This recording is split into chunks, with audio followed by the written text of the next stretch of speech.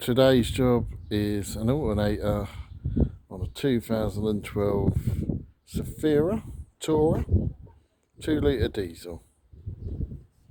And they're on So the job is to get at that alternator there. Right, so I've taken the airbox off now. I'm not going to take the scuttle panel off because you can see one bolt just there, and then this is the back of the other bolt, which I should be able to access from underneath. So I'm just going to take the wheel off, get the arch lining out, and then yeah, hopefully we can see everything and get to it.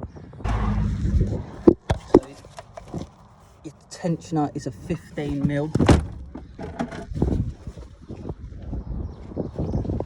Is that one underneath it, sir? It's got this to take off, and that is all of your inner arch taken off, and we've got to take the under trays off, which are these. Alright, alternator's just there. Got to take off the power, and what mil are them, Lee? 19. And 2 19s that hold it. Right, so that's the alternator out. Managed to squeeze it through past the drive shafts here and the exhaust. It is a tight squeeze, but you can manage. Obviously power, and you've got the clip just there. Literally just slides down.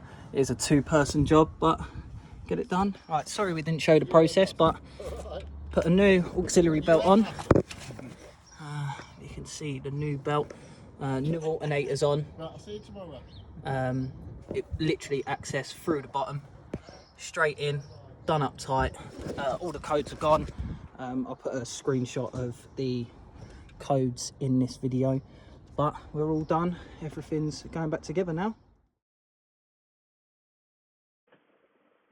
So after installing the new alternator, I wanted to go through a scanning process to see what codes are stored in the car.